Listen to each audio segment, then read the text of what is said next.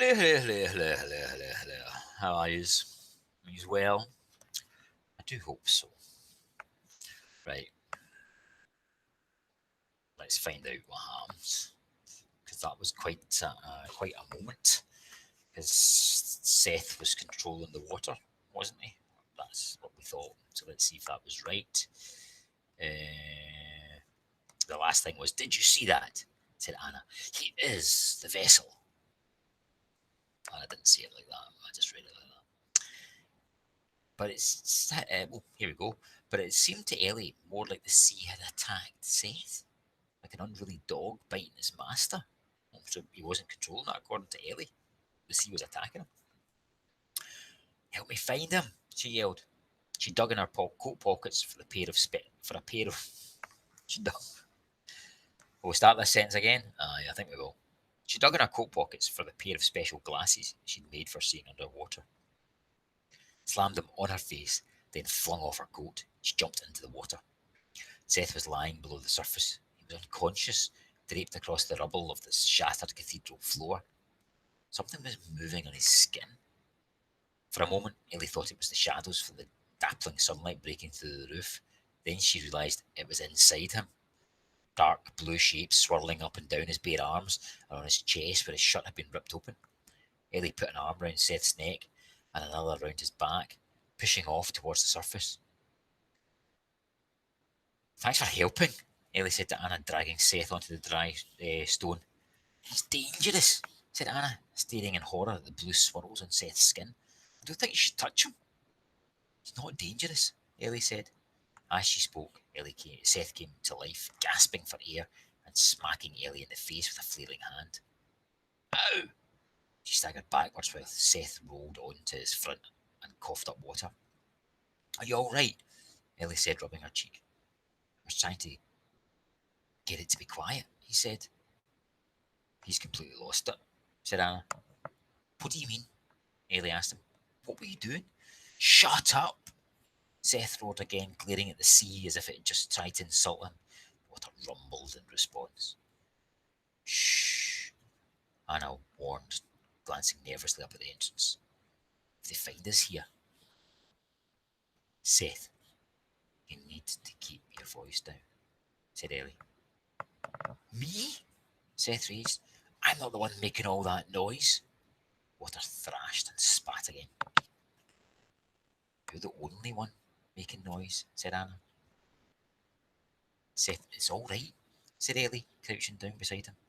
We're here. Maybe you should take some deep breaths, she added, eyeing the unsettled water, worried it might lash out again. Seth glared at his hands, then took 3 long gulps of air. As he did, the water began to still, then was calm. A tiny crab scuttled from the shallows. Why did you come here? Ellie asked. Seth screwed his eyes shut, like he was trying to banish a headache. I had to know what was making all that noise. I couldn't do it out there, but everyone wants me dead. He waved his hands around vaguely. Ellie paused, trying to find the right way of phrasing her next question. Whatever words she chose sounded too bizarre. She looked at Anna, then back at Seth. Seth, did you just move the sea? I told you, I was trying to get it to be quiet, he yelled, as if yelling at the sea was a normal thing to do. Again, the sea rumbled. Anna backed away, motioning for Ellie to do the same. We have to turn him in, she said.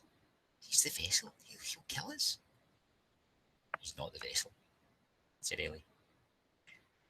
Then how come he made the water bubble up like that? And even if he was, which he isn't, then if we turned him in, they'd probably throw us in prison for trying to help him in the first place. I didn't try to help him, Anna grumbled. Do you want me to get locked up? Anna scuffed one foot violently against the stone floor. No, she said quietly. Seth stared at the sea. He took a threatening step towards it, and Ellie grabbed his wrist. Stop it, she said. Don't you see? Somehow when you get angry, the sea gets angry too. A sudden frustration flared up in her chest as she remembered that what it had cost her to rescue him in the first place. Can't believe you. You left the workshop even after I told you how dangerous it was. You really are stupid. Don't call me stupid, Seth growled. Behind him, the sea growled too. We're not taking him back, said Anna firmly. I don't want him anywhere near the orphans.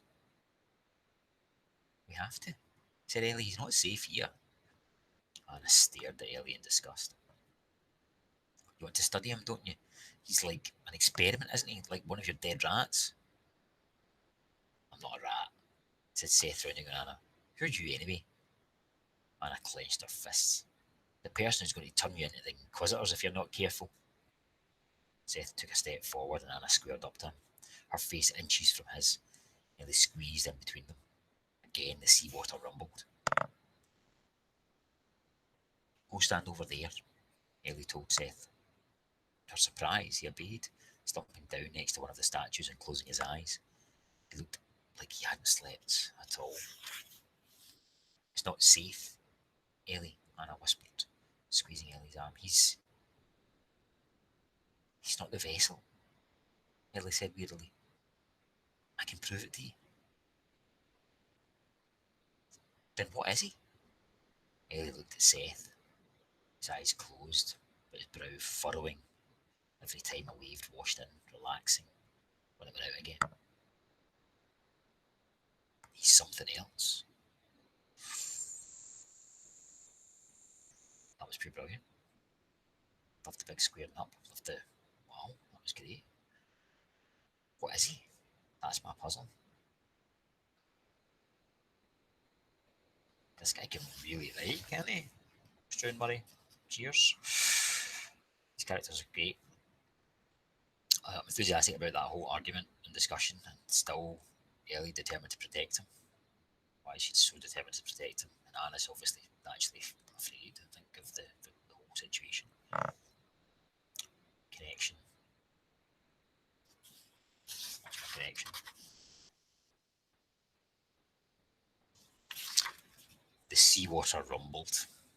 There's nothing quite like being next to the sea when it's wild, is there? It's one of life's great treats. So I've had that connection. Right, I don't know what's going to happen. So they're going to, it looks like they're going to protect him and they're going to try and take him back to the orphanage. That seems to be what's going to happen.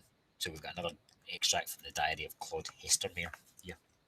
So let's see what happens. Remember, these wee diaries give us a wee clue as to what the enemy in the vessel might be able to do. So let's see what clue it's given us this time. Peter's father got the money he needed. It just appeared in his sitting room that very day. Remember, Peter's father had been skint, and the vessel, Claude had told Peter, who is the vessel, to get the money, and he did. There you go.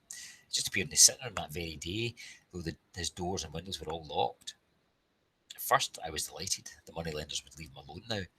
The next morning, though, I wandered into the dining hall and saw the master and the treasurer of the university sitting together, looking worried and confused. Apparently, some gold had vanished from the university vaults. It wasn't a huge sum, but its disappearance was a concern for my fellow scholars and for me. You took money from us? I raged, marching up and down my office. The enemy was sitting comfortably in Peter's armchair.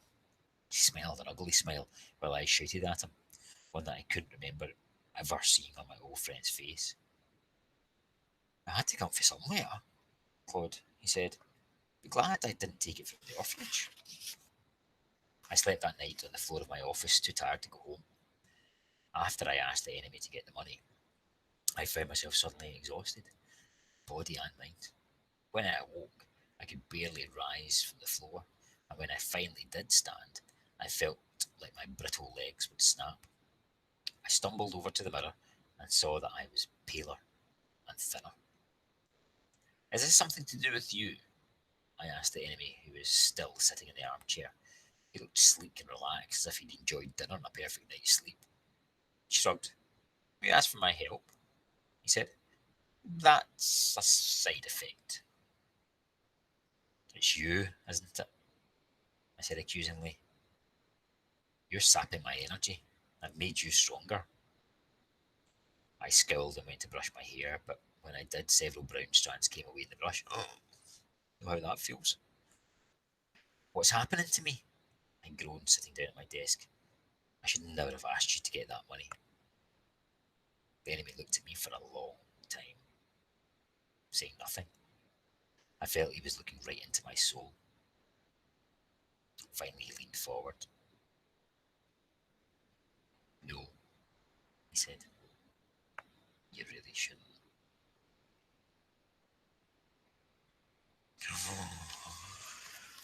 So,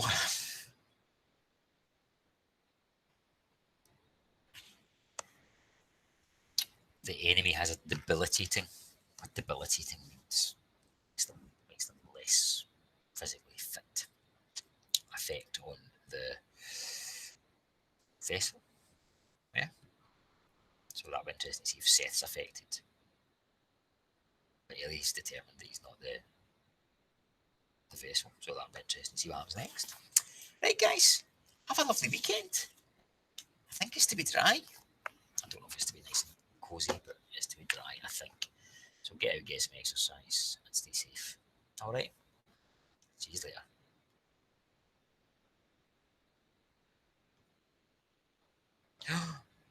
Third time. Definitely going now.